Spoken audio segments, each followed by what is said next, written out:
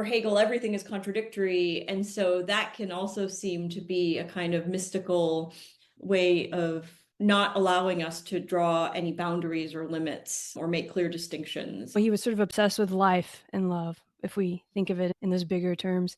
Objects must conform to our knowledge if that is to count as knowledge and experience in any meaningful sense.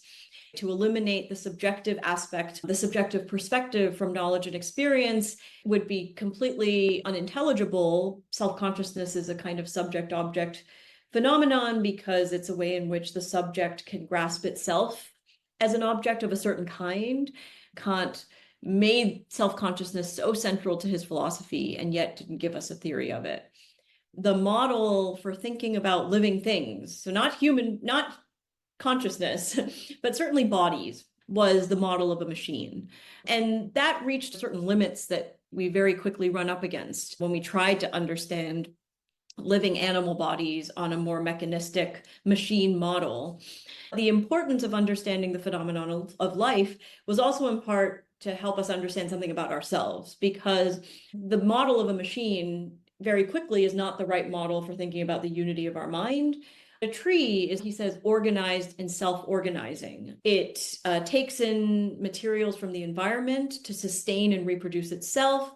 We can never quite be located in either of those dualisms. It pops it out into a complex system. We don't have to take one side or the other anymore. Instead, there's something more organic. So it turns out self-consciousness isn't the only subjective perspective on the world. If we look at nature, we can actually see that there are similar forms, similar structures. The thought is that self-consciousness is self-conscious life. We can't just drop that self-consciousness is self-conscious life is very significant.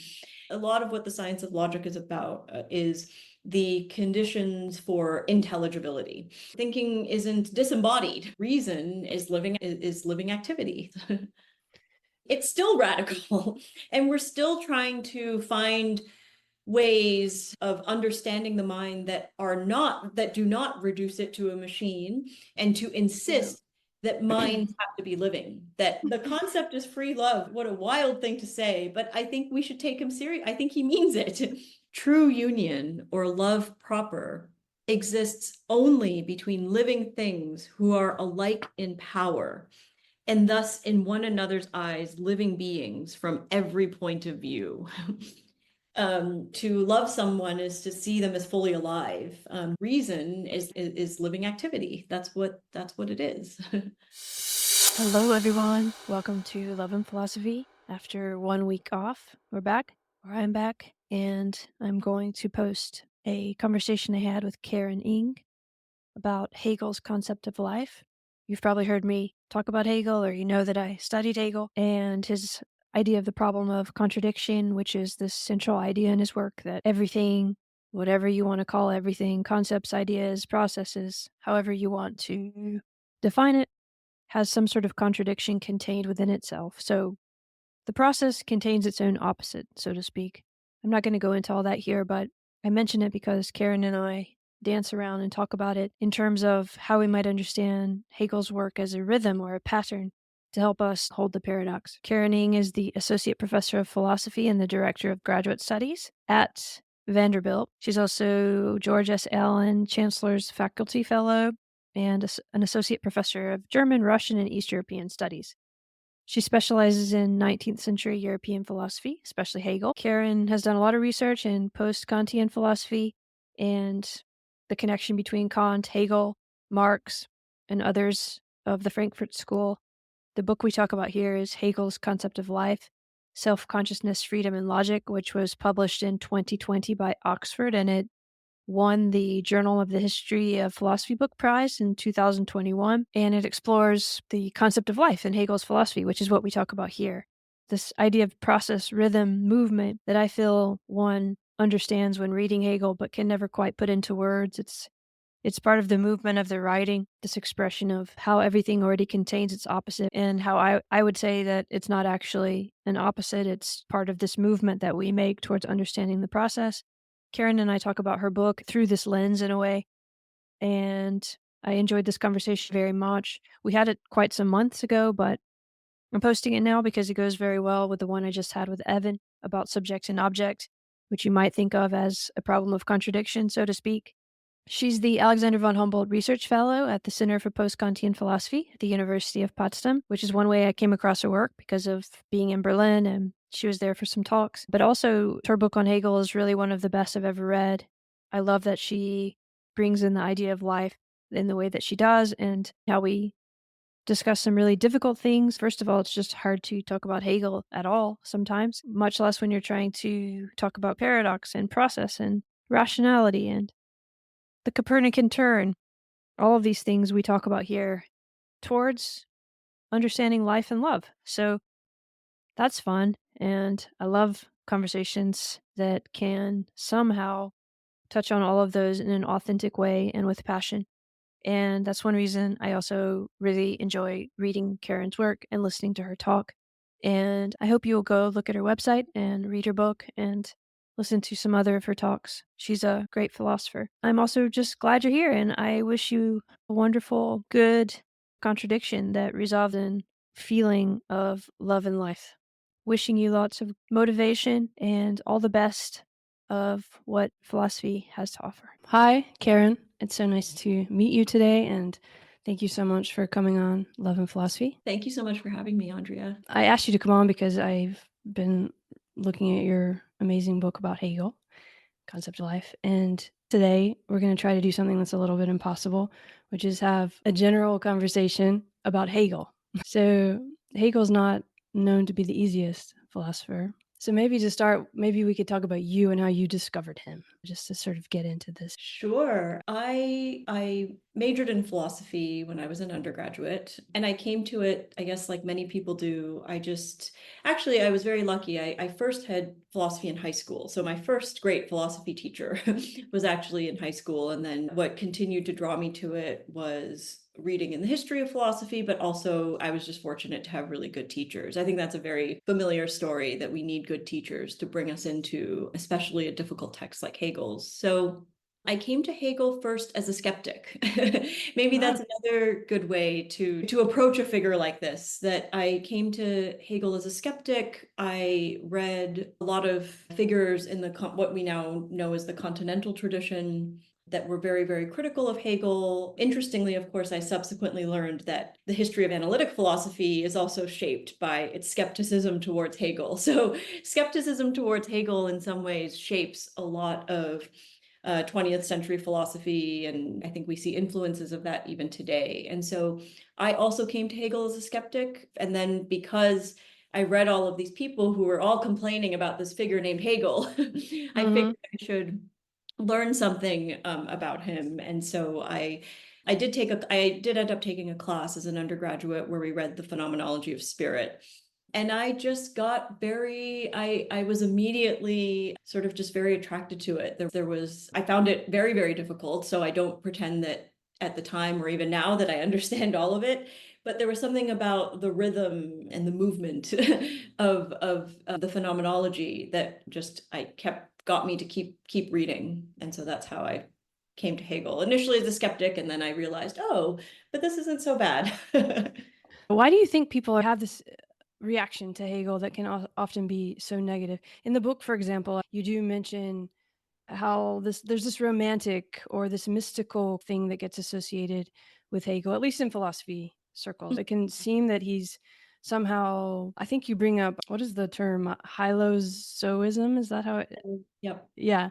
Or even the Schelling idea that sort of like the whole world is just alive, or there's this feeling of either it's just too hard to read Hegel, this is what I've heard, and it just doesn't make sense, and people get frustrated, or everything is alive and spiritual, and there's a kind of almost mystical monism to it that people just don't want to touch. I don't know what your experience has been with it, but what did you find was so initially that people were so skeptical of about Hegel? I think you're touching on some of the reasons why people were so skeptical of Hegel. I like that you call it a mystical monism.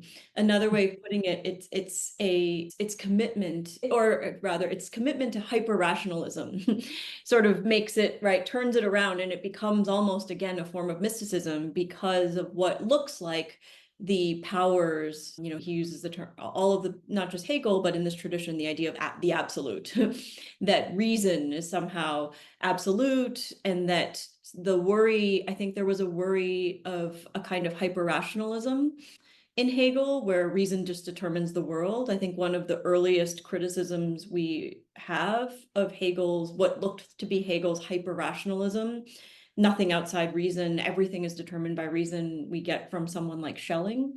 I think on the other side, there is also a suspicion of the way that he treats the problem of contradiction. So on the one hand, there's this hyper-rationalism. On the other hand, there is this acceptance of a certain notion of contradiction. I think there's a lot of misunderstanding here about, right, the exact sense of contradiction that Hegel is interested in. But I think there is a worry that in accepting contradiction, here's where maybe the mysticism comes back. You have this hyper-rationalism, but for Hegel, everything is contradictory. And so that can also seem to be a kind of mystical way of, not allowing us to draw any boundaries or limits or make clear distinctions. And so there is a worry about that with Hegel, if we don't sort of think carefully about what he means by contradiction, just for one example. Yes, and I like in the beginning you said the movement caught you. I've always thought reading Hegel that it's almost something like what you talk about as method in the book, or a practice almost that he demonstrates with his writing. And I bring that up because what you just expressed is still trying to fit it into these kind of boxes, right? That modern philosophy is severed into, whether it's rationalism and empiricism, if we go back to Kant, or whether it's a certain tradition in philosophy, or whether it's even life and mind, if we want to get closer to Hegel. But also what I've always felt he was doing, or that Kant sort of opened and he opened further, is getting past those dualistic ways of thinking. So just prefacing with that, to think about that, modern philosophy has put things in these boxes, this convention even that life and mind are different, or you put life here and then you talk about cognition, which people actually have argued that Hegel does that, right? And what you're saying is actually no, what he's done is show those are inseparable. You can't separate life and mind and cognition and open up this other way of thinking about it. I know that's not adequate to kind of a summary of the book, but just to get us going in that direction, what do you think about that? So I think you're right. Anti-dualism is something that really motivates. You could look at this Hegel's opposition to stark dualisms, whether it's the dualisms of Kant, whether, as you were pointing out, these more traditional dualisms that we work with in modern philosophy of life and mind, of mind and body. And that it's absolutely the case that the structure of Hegel's arguments often is to try to debunk these dualisms and show us how what we took to be separate is actually deeply interconnected. In the book, of course, what I was most interested in was this problem of life. I think one of the most exciting, radical things that Hegel does in his philosophy, and is actually, historically speaking, I think a very interesting moment, because he's writing at a time in the 19th century, sort of just on the cusp of the development of the biological sciences. So that's an interesting 19th century moment. But then he's also harking back to a more ancient moment, because in ancient philosophy, especially in the philosophy of Aristotle, for example, the connection between life and mind, or life and psyche, life and soul, is something that was very deeply explored. And so you could see Hegel as almost, right, working against early modern philosophy, certainly Cartesian philosophy, but more immediately, right, the dualisms of Kant, reviving this more ancient way of thinking about the connection between life and mind. But in this moment in the 19th century, or as we're moving into the 19th century, on the cusp of a new way of thinking about life also in the natural sciences. So I think that's something that when I was writing the book, I thought was really overlooked in discussions of Hegel. So I started by saying that a lot of the skepticism about Hegel concerned his hyper-rationalism. But what I saw when I was reading the text was that if Hegel is a rationalist, right, if there is a commitment to thinking about reason and understanding how reason may or may not shape our world, that understanding of reason and the powers of reason, the powers of cognition are completely tied to what he thinks of as, right, the powers and capacities of living beings. And so that was one way for me that if he is a rationalist, and I think undoubtedly there's certainly a rationalist, he is a rationalist, there's no denying that. But he has such a subtle and expansive way of thinking about the powers of reason, that in which reason permeates the living natural world. And so that was what drove me to write the book, to think about the questions that I explored in the book. That reminded me of, I think it's just once very briefly in the book, or maybe twice, you talk about the young Hegel and how he was obsessed with life and love, if we think of it in those bigger terms. And then in the book, you go through his writing and you show us in the phenomenology of spirit how the absolute negation almost takes the place of what we might think of as life. And also in Science of Logic, we get to the concept and the idea, not takes the place of life, because you're basically putting that back into it. But in these old theories, those things would have been the rationality. The focus on rationality is the absolute negation. It's the concept. We're all stuck in our head somehow with this rationality. But actually, what you're opening up, or what I was thinking as reading, is maybe this was his way of actually infusing that fascination with life and love into this language. You brought up Kant, and this was the Enlightenment, right? And what was he trying to do? Not save reason, but there was a focus on the Copernican turn. Maybe we could talk about that, because I want to get towards this idea of purposiveness relative to this idea of rationality. How can we help people understand what you're really meaning by rationality when you say that Hegel is a rationalist? Sure. So there are a few ways that we can think about this trend, this big moment from Kant to Hegel. And of course, over many, many years of scholarship, people have tried to think about this question. And I'm always a little bit careful when I start here, because there's never any agreement. I just want to be clear that there's never any agreement, and philosophers will always disagree about this. But you focused on the Copernican turn, so I think that's a good place to start. And I think I'm a reader of Hegel who wants to stress a lot of the continuities between Kant and Hegel. There are a lot of readers who want to say that there is a radical break, and of course there's truth to both, but in terms of the Copernican turn, I do think so. Kant's Copernican turn, this thought that is so simple and yet I think so profound, that he says, hitherto, all previous philosophers thought somehow that we had this puzzle about how it is that we know that our thoughts and the objects of our thought can somehow hook up together. And Kant just had this insight. It's the Copernican turn, where he says, well, no, objects must conform to our knowledge if that is to count as knowledge and experience in any meaningful sense. And so that sort of that allowed Kant to sort of turn to self-consciousness as a very important focal point for thinking about the problems of knowledge, thinking about questions of intelligibility. Now, there was a worry in the aftermath of Kant that this was too subjective, right? That the accusation of the early of figures like Fichte and Schelling were that this is merely then a subjective idealism if we think that all objects have to conform to our knowledge. And so you could see, again, I'm speaking in very broad terms, this German idealist project of trying to not to go back on the Copernican turn. So we still need to acknowledge the importance of our subjective contributions, the importance of our subjective perspective on any possible knowledge, right? That's something we could say is irreducible, ineliminable, right? To eliminate the subjective aspect, the subjective perspective from knowledge and experience, right, would be completely unintelligible, but we want to find a way to make sure that this isn't just mere subjectivism. And I think that one of the ways in the work of the early post-Kantians to try to resolve this problem, square the circle, was to precisely turn to thinking about nature, think about whether or not we could identify within nature aspects that already looked like. So it turns out self-consciousness isn't the only subjective perspective on the world. If we look at nature, we can actually see that there are similar forms, similar structures, similar, we could now say sort of proto-cognitive aspects or proto-cognitive shapes within nature that could allow us to see that this wasn't merely a subjective idealism when we say that something like, no, objects have to conform to our knowledge. We see this kind of activity taking shape, right, not just with us, with self-conscious human beings, but already with different forms of nature. So that's one initial way that I try to get into the problem.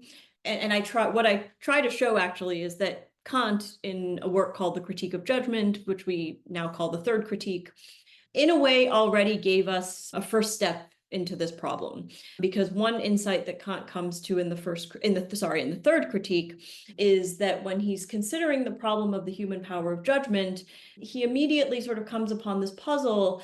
And he says, well, if nature was completely chaotic, showed no unity, no regularity, no form whatsoever, he sort of came to this puzzle that it's not clear that judgment, the power of judgment, the power to, right, just bring unity to nature's forms, it's not clear that it would work at all if it was the case that nature was just, right, completely chaotic, as he likes to use this term, a crude chaotic aggregate. And so in a way, Kant himself comes to this problem of life and living form in thinking about the question of judgment himself in this text from 1790 called the Critique of the Power of Judgment.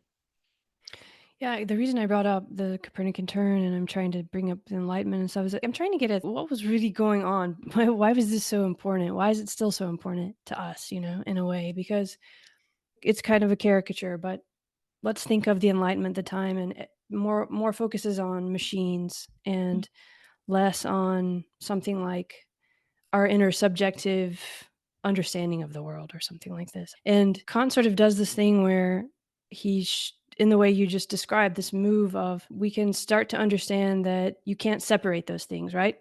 That the object being studied and the self-consciousness or whatever are tangled up. Isn't that kind of what idealism in this sense is, would you say? Or would you unpack that better, or do you think? Absolutely. Okay. I think this idea, there's this term, it's a kind of technical term, but in some ways you described it very well, that gets used, and I talk about it a lot in the book, this idea of a subject object, a kind of hyphenated term. And that can seem, right, what is this weird thing, subject object? And in a way, what you're describing is exactly the point, right? That we have to understand the subject and the object is intimately bound up together. Hegel and some of the other idealists use the term subject object to think about the problem of self-consciousness, right? Self-consciousness is a kind of subject object phenomenon because it's a way in which the subject can grasp itself as an object of a certain kind. And then very importantly for Schelling and Hegel, they refer to life as a kind of subject object, in part because living things are subjects because they have a perspective on the world and on their environment. So they are subjects of experience. That's a term that we now use as well. On the other hand, of course, they are also objects, right? They can be perceived by other subjects. They have an objective shape, an objective form. And so this idea of a subject object is actually very important for the idealist. Oh, I love it so much. And that gets towards the speculative identity thesis, which is a big part of the book. But these are very hard things, right? So I hope it's okay that this is kind of messy, but I just think it's worth trying to relate this in a way we're trying to understand the world. We create all of these machines and we start to put our sort of, our trust in the external, like in understanding science as something external. But then with Kant and idealism, we at least get this feeling that it's all important. We can't separate our mind and our internal entanglement with that world from those objects that seem so scientific, let's say, at this time. And he shows us in a sense, I guess, that we can take it all seriously. We don't have to necessarily say subjective is bad or objective is bad. But he doesn't really talk about self-consciousness, does he? I mean, it's more, Kant? yeah. Because It's all about it, but he's not exactly, yeah. That's right. So this is something I'm making reference to another scholar, but yes, very famously, self-consciousness is very important for Kant, but so the story goes, he doesn't have a theory of self-consciousness. And it's really only with Fichte that we get a theory of self-consciousness. And so I think this is, like everything, as I said, everything is disputed in the literature, but that was for a long time a thought that Kant made self-consciousness so central to his philosophy and yet didn't give us a theory of it. Let me pick up on something you said about machines and this problem of machines and mechanism. I think another reason to think about why the concept of life is so philosophically important for this period is there is a debate about mechanism and teleology. I think certainly, and this is even before Kant, in a kind of Cartesian way of thinking about the world, the model for thinking about living things, so not consciousness, but certainly bodies, was the model of a machine. And that reached a certain, as you can imagine, right, there were certain limits that we very quickly run up against when we tried to understand living animal bodies on a more mechanistic machine model. And even and in Kant's third critique, he also, right, in trying to understand the distinction, so his way of thinking about the very special form of self-organization of living things, he thinks about this, he calls it internal purposiveness. And the contrast for him, he says, well, imagine a watch, which is obviously, right, very well organized. We understand how the parts and the whole work together to help us tell time. But there's still a difference between whatever unity we want to and functionality we want to attribute to something like a watch versus the unity and self-organization that we want to attribute to a living being. And so your mention of this problem of machines is actually really important, because the issue of understanding life and its unique organization, its unique unity, its unique perspective on the world, we could say the interest in that wasn't just about an interest in figuring out nature, although it was also that, right? We also want to understand, right, nature as a whole and nature as a system. But the importance of understanding the phenomenon of life was also in part to help us understand something about ourselves, because we wouldn't want to think about our minds, our cognitive, right, the unity of our mind. We see that the model of a machine very quickly is not the right model for thinking about the unity of our mind. And then even more importantly for this tradition, the problem of freedom. If everything in nature, including ourselves as a part of nature, operates in accordance with a deterministic flow of causality, what Kant is going to call, right, this mechanistic flow of causality, that also threatens our understanding of freedom, our understanding of ourselves as self-determining, as being able to set our own ends, as opposed to just, right, being determined on the basis of a causal flow. And so the interest in life, while of course we're interested in understanding nature and the natural world around us, the stakes of having an account of life, the philosophical stakes of having an account of life, was also about having an understanding of ourselves, an understanding of our mindedness, as much as an understanding of our own freedom. Wonderful. Yeah, very well said. I guess what I'm trying to set up in a way is there's still this bifurcation going on, almost as if the world is there and there are machines and then there's nature and then there's us. And I feel like in the book, opening up this idea of purposiveness, which comes out of Kant's third critique, and you spend the first part of the book unpacking that, and we can say what that is now. But I feel what I'm seeing happening, and you can completely disagree with this, is that we're opening up the space around that bifurcation. And then we're going to get this kind of movement that you talked about at the beginning, that Hegel's going to come in with this speculative identity thesis, subject object. We can never quite be located in either of those dualisms or those things. And in a weird way, it pops it out into a complex system where we don't have to take one side or the other anymore. Instead, there's something more organic, lifelike. But to get there, Kant had to sort of, first of all, open this up. He sort of linked the inner and the outer world, even if he did it in a very different way than Hegel is going to do. And I think the way he sort of does that is the way you're pointing out, and when you look at the third critique and this idea of purposiveness, inner, external. Maybe you can unpack I know you took a whole book to do it, but just for people who haven't read the book yet, what this really means, this inner purposiveness, moving towards this speculative identity idea.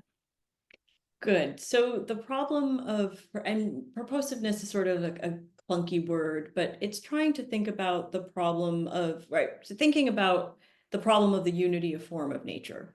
And this is where Kant also, I had mentioned earlier that Hegel was sort of reviving some Aristotelian ideas, but Kant too, in the Third Critique, in a way, is doing that. Again, trying to do it in a way that is, doing it in a way that attends to the Copernican turn, trying to do it in a, right, obviously many years lie between Aristotle and the 18th and 19th centuries. So trying to take into account, right, things that they know, the scientific theories of their time.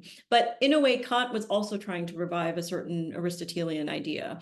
And the thought, so the main, one very important distinction that I talk about in the book, and this is drawing from Kant, is a distinction between internal and external purposiveness. And the idea of a purpose is pretty straightforward, right? It's the idea of an aim, a goal, an end.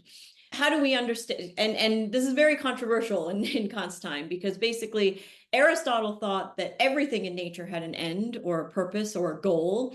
And then in modern, and I'm also doing this very sketchily, the short version of the story is that in modern philosophy, the idea of ends and purposes were sort of wiped off the map, that it was not, that there was something mystical and something very inappropriate about thinking of nature as, right, guided by goals or ends. And Kant sort of comes back on this he basically sort of starts to think about this problem anew. And the distinction he draws, so external purposiveness is a way of thinking about nature as being organized by goals or ends that are, it's external because it's given by something else. And this is an idea that Kant entertains, but I argue that he ultimately rejects, which is that, well, maybe we can think about nature as on parallel with an artifact, right? And if an artifact has a designer, then maybe nature sort of has a designer god. And we can think of the organization of nature as having aims or goals or purposes that are given by a designer god in a similar way that artifacts have ends or purposes or goals that are given to it by its designer. That's what he calls external purposiveness.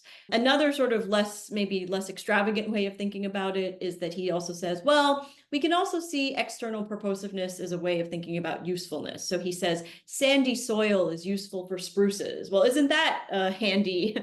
Isn't that nice? So that's also, we could think of that as a relation of external purposiveness. But Kant, I argue, and also I think all of the idealists, Schelling and Hegel as well, think that this is a very bad way of thinking about the organization of nature.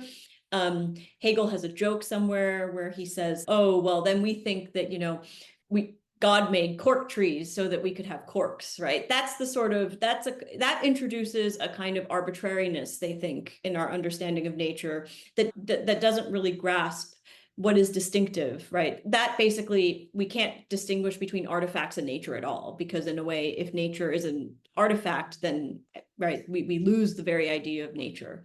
Internal purposiveness is a way of thinking about nature as setting, right, nothing but the unity and form of the organism, and I'll stick with an organism, sets its own goals in accordance, right, with its own activity. And so here we do not see aims and goals as given from the outside, whether it's an artificer or whether it's from any other outside force, but that living beings have an intrinsic unity, a form of self-organization that sets its own aims and goals and purposes. And it's very important. This doesn't have to be done intentionally, right? So we can see that, because Kant's example is a tree. He says that a tree is sort of, or he says, organized and self-organizing, in that it reproduces other trees of its own kind.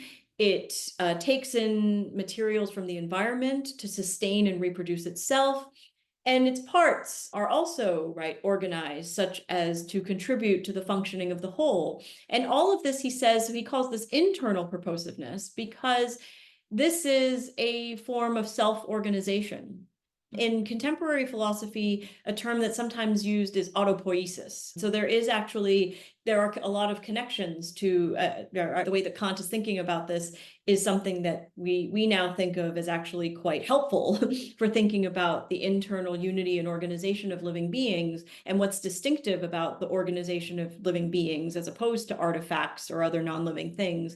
And in a way, I think internal purposiveness is similar to what we might say is an autopoietic way of organizing oneself. Yeah, I was just thinking of the Varela Maturana book, Tree of Life, as you were saying it. And it's interesting that the example is a tree. So that kind of purposiveness, do you really think of it still as having to have sort of an end, or as an end? Or because sometimes in the book it feels more what is beneficial is the purpose. Or I mean, by the time we get into Hegel, it's become more of that movement idea that I was picking up on in what you said, that we've gotten, because again, I feel like we're trying to get out of these rigid categories that we're so stuck in. And these kinds of examples, like the tree, which is a dynamic, ongoing process. And there's this great quote, which you have in the book, that Kant says, where I wish I could remember it, but every form is a form of every other. It's a kind of fractally way in which you can look at any part and it's, there's other autopoietic parts that are part of it, and so on. There's this complex scaling feeling that's starting with Kant that we then see much more of, as you express it in Hegel, of this movement, this subject object, kind of ongoing. But having said all that, do you still kind of really think of purpose as an end in that Aristotelian teleos kind of way that's always so criticized, or was, and is still criticized quite often in some circles? Or do you think we can think of purpose in a different way, in the way that you're using it here? That's a great question. I think the idea of the idea of teleology, I think, is itself a very controversial idea, especially when we're talking Or about Zweck, I think nature. you use that more often, but Yeah, the idea of Zweck and Zweckmäßigkeit is very much connected to these. Again, as I think it's a way of trying to revive or update Aristotelian ideas. I think the way that I don't know if I say this exactly in the book, but the way I would answer your question now is that you're right. We shouldn't think of it as an end, because end, even the word, especially in English, right? End, it sounds like it's an end point. And already suggests finality, even though, yeah, of it course, already doesn't fit with that example of the tree, right? Or that. yeah. And so one thing that Hegel emphasizes is that, in a way, and I think this is very novel and, again, really speaks to a lot of our contemporary ways of thinking, life is a process. And so although I do think that there's something very important about the teleological structure of how Hegel is thinking about living beings, not just living beings, but also us, and how we set goals and ends, but it doesn't have this sense of finality. It really, for Hegel, is about process. And in fact, this is something that I think he really comes to, especially in the mature work, when he's talking about life in the science of logic. It's all about process. And it's not an accident that a lot of process philosophy, whether you're thinking about Whitehead or more contemporary, a philosopher like Jean Dupré, that process philosophy has a lot of Hegelian roots, you could say, because you're absolutely right. While I think there's something about the teleological structure and form that's very important to how Hegel understands life and reason, the non-finality of it, that it always has to be an ongoing process, is very important. And that life for him, right, it's not a thing, it's not a stable being, but really an ongoing, continual process. Yeah, and that fits more with this life itself, in a sense of we're trying to get at something that's very hard to talk about, which I think is why probably Hegel writes in a way that seems so obscure. And that's what we were talking about. It's almost like the movement itself within the writing kind of comes through. But I do think we can talk about it in a really practical way too, maybe for a second. I mean, purpose can also mean something like meaning, right?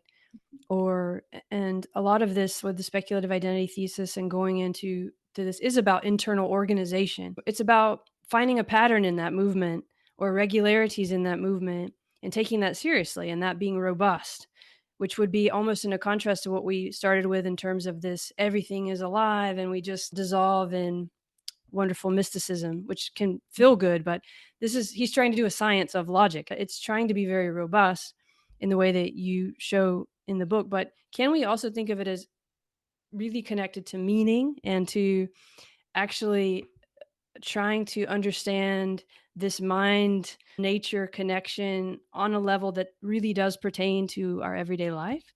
I I think it absolutely can. And maybe I'll start. I really like that you connect this idea of purpose and meaning. And I think this is important.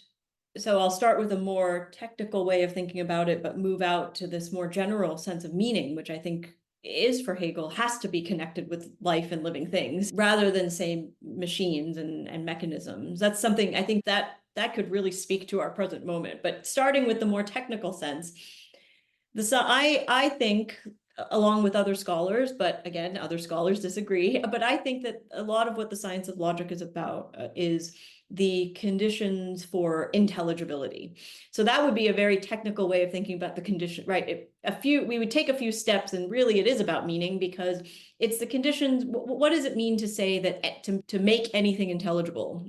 What are the conditions that allow us to make things intelligible, to render things intelligible is sort of a technical way of speaking about it. And again, I think Hegel's most radical thought, and I'm not sure, I want to say, sometimes I want to say that Hegel is really not just thinks about this in the deepest way, but also really is among the first to make this big claim. I've said that, yes, Aristotle certainly connected life and mind, but I don't know that he connected intelligibility as such, right? Or eventually what you're going to say, meaning as such, as connected with life. And the reason for that is because he thinks that it is only once life comes on the scene, so to speak. And again, so it's not an empirical, he's not interested in the scientific question of like which is still an open question. How did life begin, right? Where does life come, right? That's not that's not the natural scientific question he's interested in. But he is saying, if we're interested in thinking about intelligibility and meaning and how anything can become intelligible or meaningful to us at all, that question only makes sense once life is on the scene, because it's only a question that makes sense for living beings. And that this idea that all living beings have to make sense of themselves and their environment in a certain way. Now, obviously, depending on the living thing, this can happen at a very primitive level for very basic, even bacteria, right? Have to sense and make sense of their environment in a certain way in order to survive and reproduce.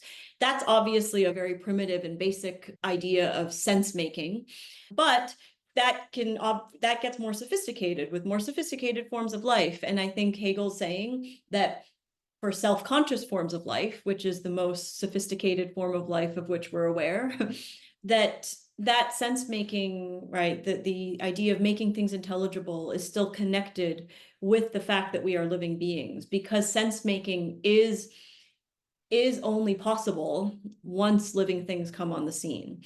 And so that's really, so your question about meaning for Hegel is essentially connected with life and living activity, living aims, living purposes. Of course, for self-conscious beings, we have more complicated questions than just mere survival and reproduction. We think about the good life, right? And again, this Aristotelian idea. We also think about reproduction, but reproduction is a more encompassing question for us. It's not just about very basic forms of individual, but about social. What does it mean to reproduce a form of life or a society across history?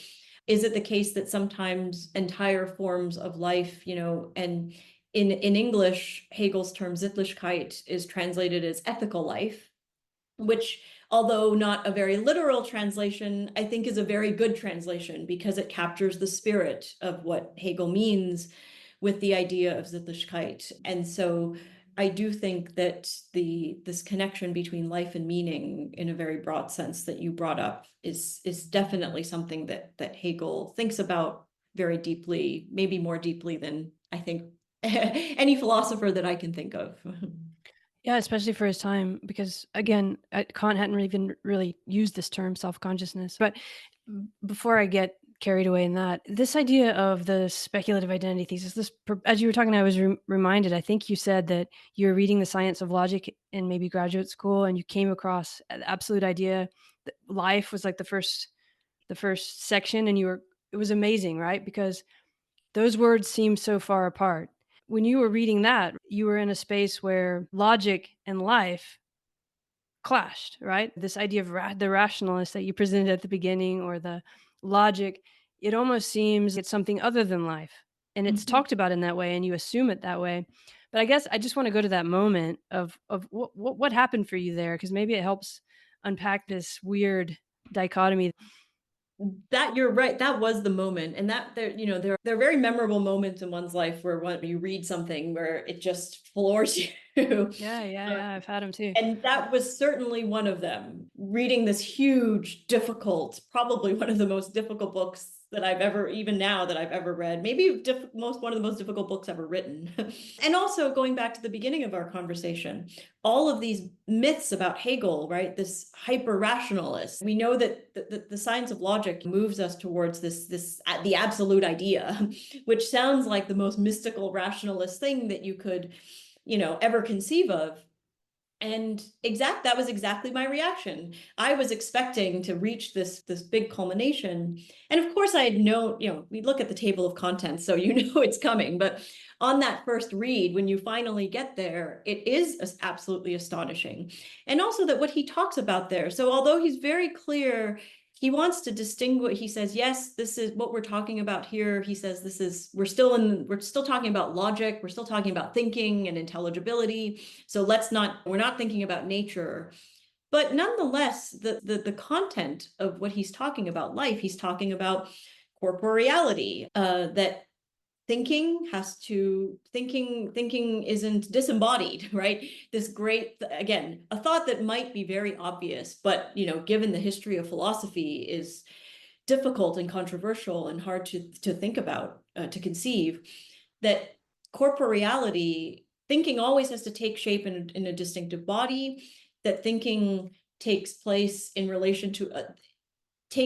within a living body that is in an environment and in constant metabolic exchange with an environment, in this processual character that you were asking about earlier. And that most importantly, thinking is not something that an individual does in a void. Living things are always living things that live with other living things of their own of other kinds, but Hegel thinks that the most significant relationships are, of course, the relationships we have with others, and that all of this contributes to how we understand thinking and the powers of cognition, and how we make things intelligible and meaningful, how we make sense of the environment as much as how we make sense of ourselves. And so you're absolutely right about this moment. It was, and the shock that, how could this is, coming to Hegel as a skeptic, all of these criticisms of Hegel for over now 200 years, but even if we just stick with the 100 years after Hegel, like, how could we have accused Hegel of this, when his whole point was to say that, yes, he is a rationalist, he wants to think about reason in this expansive way, but reason is living activity. That's what it is. Yeah, it reminds me of this idea of, how do you say it? The whole idea of the speculative identity thesis, that self-consciousness is the self-consciousness of life, or Yes. life is constitutive of self-consciousness. That's kind of radical, but why is that radical in this context? Yes. So the thought is that self-consciousness is self-conscious life.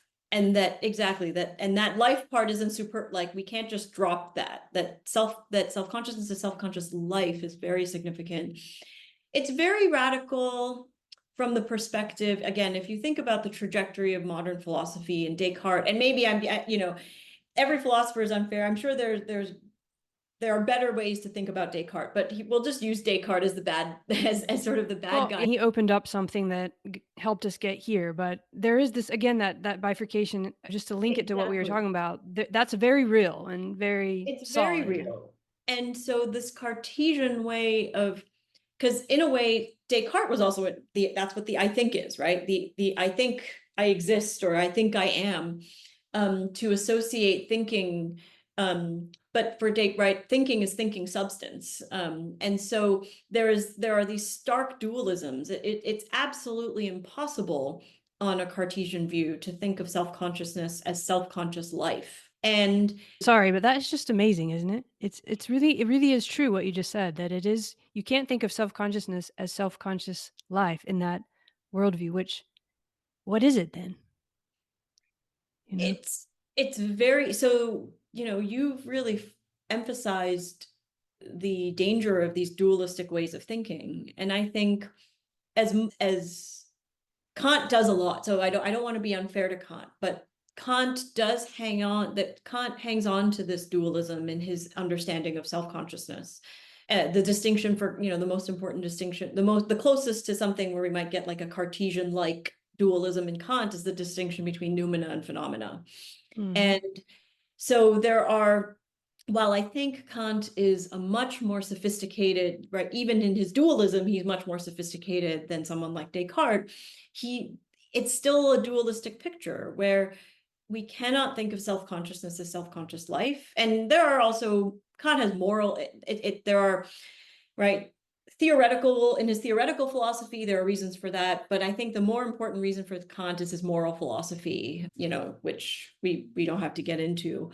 But what does it mean to say that a life is constitutive of self-consciousness? You've been making reference to what I talk about in the book as the speculative identity thesis, which is really just a Hegel's technical way of thinking about this idea of the subject object that we've talked about, where life is one of the primary models for this speculative identity of subject and object.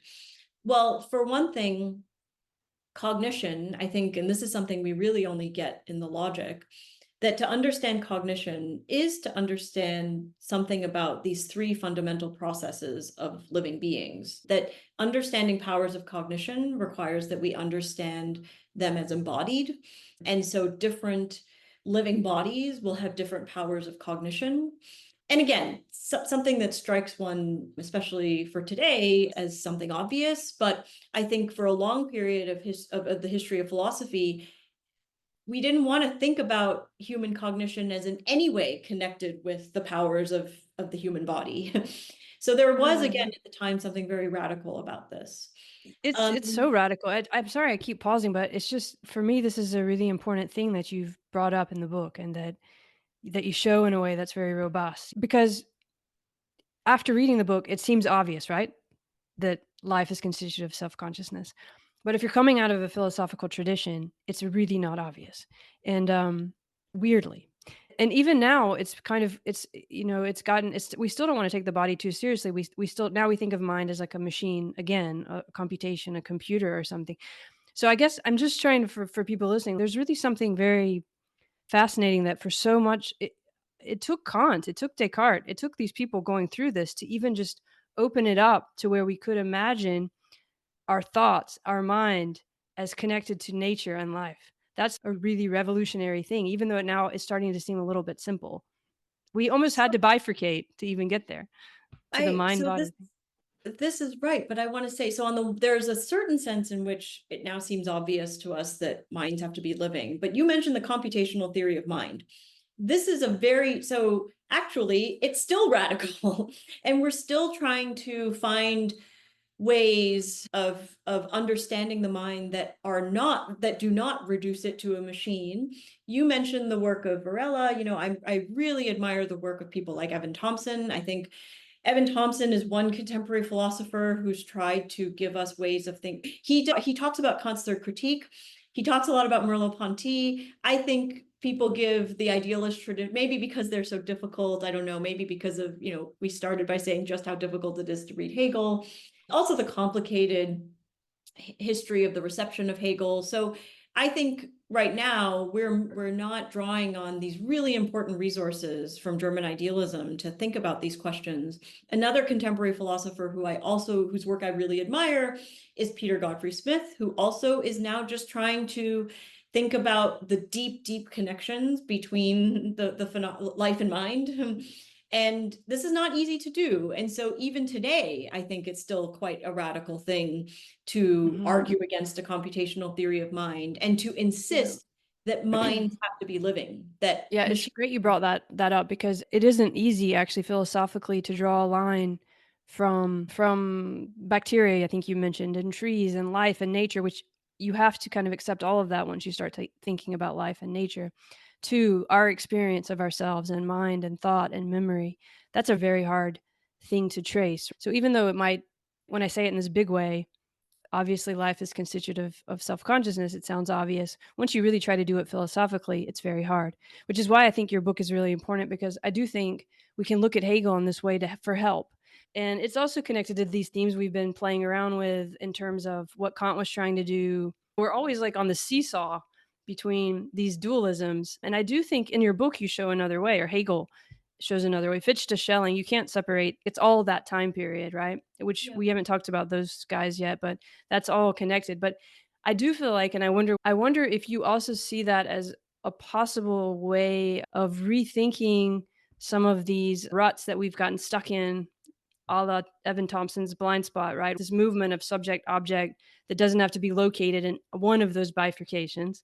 Exactly. It just it's so interesting because earlier we were talking about Descartes, but there are these habits of thought, this bifurcating, this separating of the subjective and the objective. It comes back in so many different forms. One thing that I thought about when you were talking earlier in the hard problem of consciousness, the contemporary way of thinking, right? So everyone thinks, oh, well, no one's Cartesian anymore, but we still have something called the hard problem of consciousness. And so the tendency to think in this bifurcated way, the biggest version of it is the bifurcation of subject and object, right? If we want to put it in the most general terms.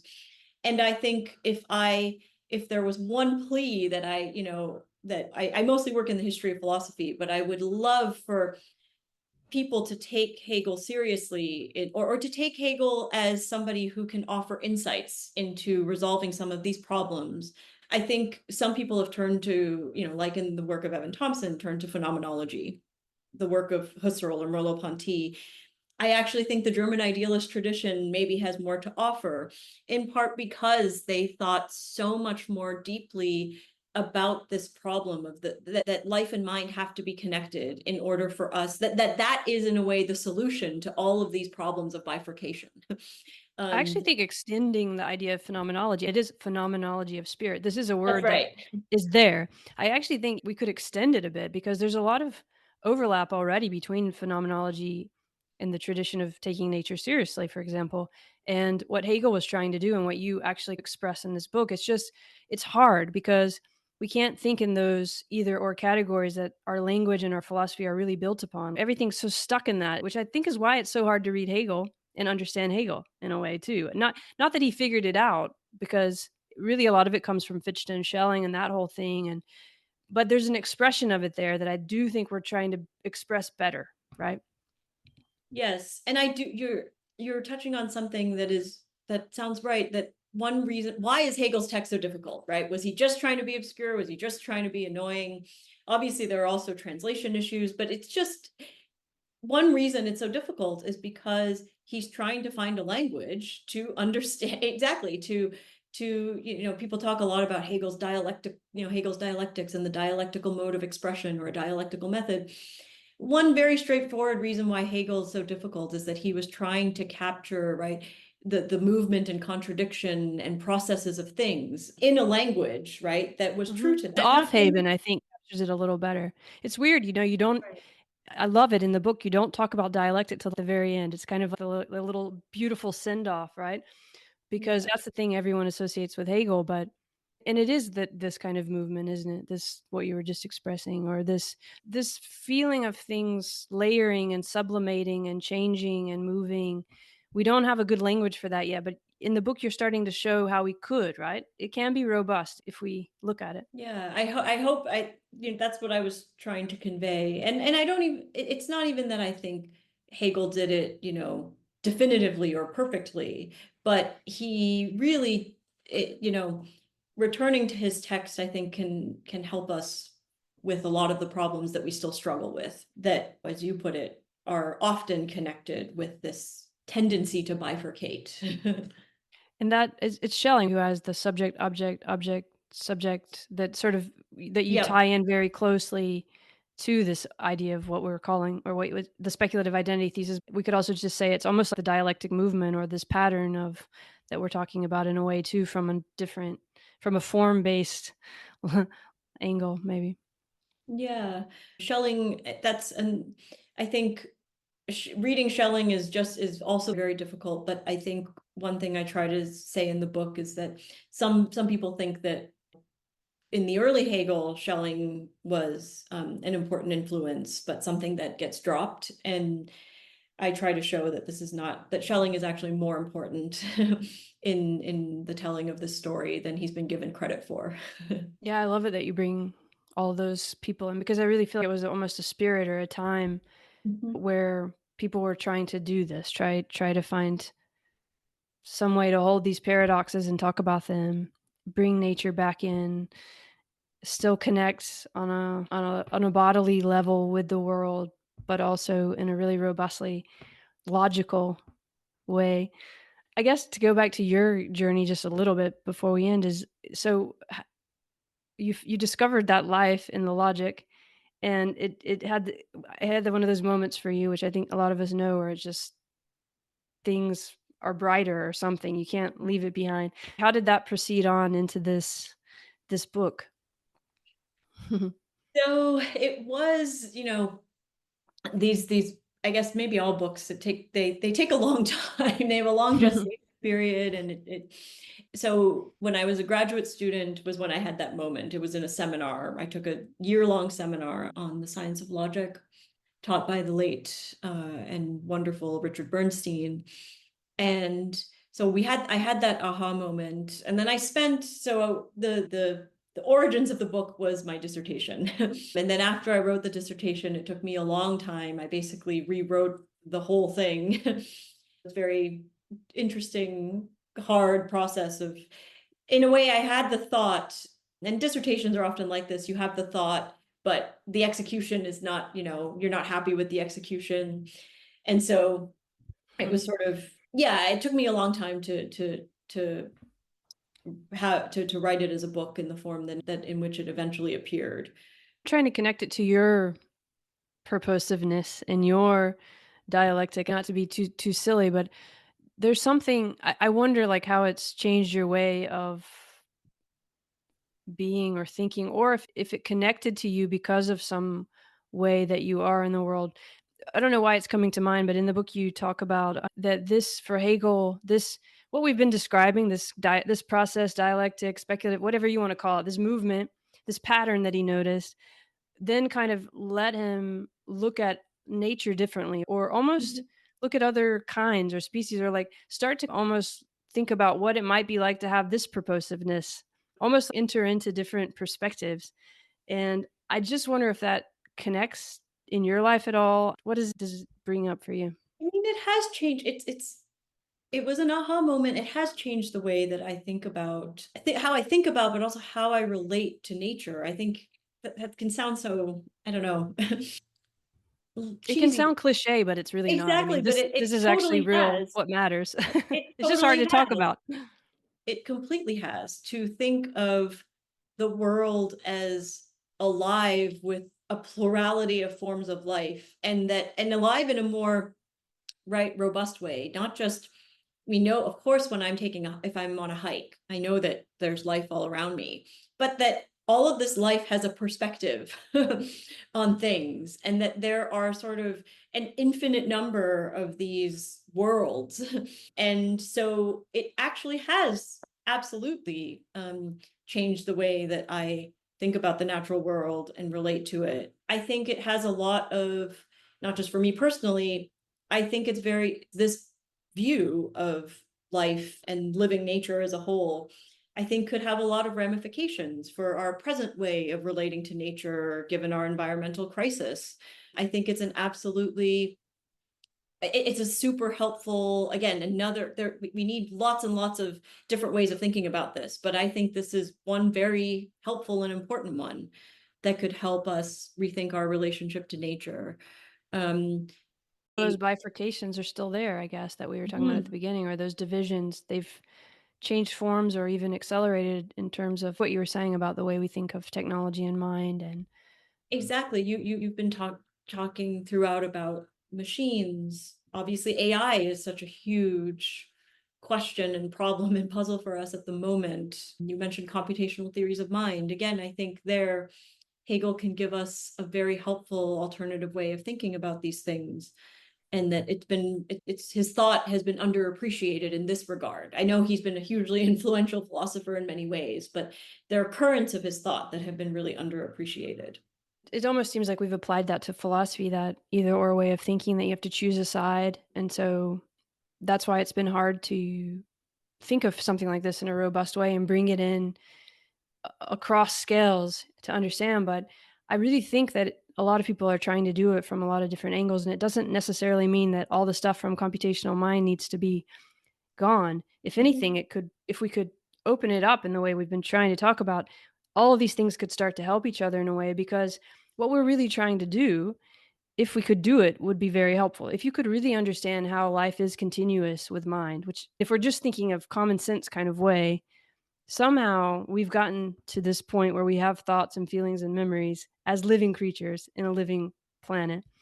And to try to find a robust way to talk about that and trace that out in ways like you or Evan Thompson or, gosh, a lot of philosophers of the past and present are trying to do, it does seem like it could be very helpful to these problems that we have now relative to the environment and technology. I wonder, in your everyday life as a philosopher, if you are able to think about things, if you still have those moments that you had when you read Nature and Logic, because those are other ways we get put into boxes. In a sense, we become professional philosophers and we have this and this and this. I wonder, how is it hard for you to hold all this? Yeah. For sure. I think teaching this is what makes teaching so important to the not just the practice of philosophy, but probably for a lot of researchers, that this contact with students who are always approaching this with fresh eyes for the first time. That is, and also with their concerns, right? Because their concerns are always changing and their world is changing so fast. And so I think teaching definitely helps with that, because you're right, there can certainly be, we get stuck in our little silos, and yeah, professional life is what it is for everybody, including for academics. But I think teaching helps with a lot of that. And I think that meaning, we talked about purpose, purposiveness, and I brought up meaning, but it does connect, right, to that, because we can also feel like, what are we doing? We're studying Hegel and thinking about all these crazy concepts that don't even make sense to people if you just speak it out, if you try to read it out, a paragraph of Hegel. But actually, it really does connect to these bigger themes, I think, and it's worth the hard work of trying to figure out how to articulate that. I guess that's just a way of saying thanks for trying to do that, right, as a teacher, but also in writing the books. And this is Love and Philosophy, so I have to bring up this word love at the end. Do you see any, I mean, I know Hegel thought about love a lot in his youth, and with Holderling, we didn't talk about him with the poets, and the life and love was very big for him. And I think it still runs through his work. I was trying to say maybe he put it all into these terms, but for you, just holding all this together, this perspective, this connection with nature, Hegel, what comes to mind with that word for you? I think Hegel had lots of interesting things to say about love, and in the connection in the early Hegel, for him, love and life were deeply, deeply connected. There was something about this infinite, he used the term infinite structure of life and love, right? That life infinitely returns to itself, and love sort of has a similar structure. You're right that often we think of this as, the early romantic Hegel, when he was, Hegel was very good friends. Hegel, Hölderlin, and Schelling were roommates in the Tübingen Stift.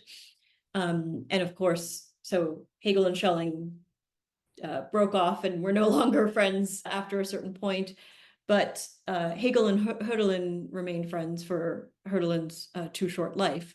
But I actually think you used this word earlier. You said that it's not that he abandons these earlier romantic themes, but that they get infused into, right, this theory, and including what he says about the concept. And I think that word is, you're absolutely right. I don't think that he ever abandons this way of thinking about the connection between life and love. There's a great passage in The Science of Logic where he's talking about the concept of all things, which is the right, you might think this is the most abstract of all things you could possibly talk about. But he says that the concept is free love. and Free love, before we had that term. exactly, right. And not in the sense that, that we meant it in the 60s and the Oh, no. 70s. Right, free love. The concept is free love. What a wild thing to say, but I think we should take him serious. I think he means it. And that there is a consistency in his thought of thinking about something about this, infinite self-return. And also that relationality is very important, that even when we're thinking about something like the concept, it's not enclosed within itself, but always in these, it's only in these relational process of which love is a particularly powerful manifestation, that we can, arrive at something like meaning or purpose or truth. So I think love is a huge theme in Hegel. It's also a model for how he thinks about recognition, which is another really important concept in Hegelian philosophy. So I think Hegel is a great thinker of love. And do you think this movement, I mean, sometimes we talk about flow, or we talk about, there's a kind of, when you're present, sometimes when I'm reading Hegel, I was trying to express, you do feel a kind of presence and a kind of movement that does Mhm. something good for the way you can be in the world, so to speak. I don't know if that, I mean, I'm not trying to sound too, it can happen with a lot of different writers in philosophy. It's kind of just something that happens, but I get the feeling maybe he felt that a bit when he was talking about free love. I don't know. Or how would you think this free love, what does he really mean by that? Well, so can I maybe just, when I was preparing to talk with you today, I pulled up this fragment from, there was this early fragment that Hegel wrote about love. And it's wonderful because it's so connected with how he thinks about life. So here's Wonderful. one thing, I just read a couple of short things that he says. He says, true union or love proper exists only between living things who are alike in power, and thus in one another's eyes, living beings from every point of view. Oh, wow, that's all the themes we were just talking about in a way, that Yeah, self-consciousness is life, is all these perspectives, yeah. but to associate it, that love is to see another as living from every point of view is so, right. So this, to move against bifurcation and fixity, right, to see them, to love someone is to see them as fully alive. He also says love is a sensing of something living. Wow. Which is also such a, I think, beautiful and profound thing to say. So yes, I mean, going back, so okay, now jumping all the way back to the concept as free love, I think there's a tendency in later criticisms of Hegel to worry that his rationality, his way of thinking about conceptual thinking, is to to make things fixed. Adorno loves to say the identity thinking. This is what Adorno accuses Hegel of doing with the concept. So Adorno is a very interesting and astute reader of Hegel in many ways. So I'm definitely not dismissing Adorno. I think Adorno is deeply insightful of Hegel and many other things. But I just think that this idea that the concept fixes is exactly wrong, right? This is exactly what he doesn't want. If the concept is getting something right, it's almost like we are grasping something the way that a lover would grasp something, right? As fully alive, as he says, from every point of view. So yeah, I think that love, although it can seem like once we get to the mature Hegel, love is a less important theme than it is for the early Hegel. I still think it's actually very important. I think that's right, and there would be so much more to say there about the self-consciousness itself. What's really happening when we become aware of ourself as consciousness? And I mean, that is part of that, trying to see from a different perspective. And if you try to think about that quote that's beautiful, that you just read about love, then there's some way in which this movement we've been talking about and how you can use it to maybe look at different perspectives that does become, in a really practical way, about love, self-love, the recognition of nature as a kind of love, almost like Absolutely. recognizing it as life. Absolutely. To see it as living from every point of view. Yeah. And this association of love with the sensing of something living. I like what you said about loving or recognizing nature. I think that's right.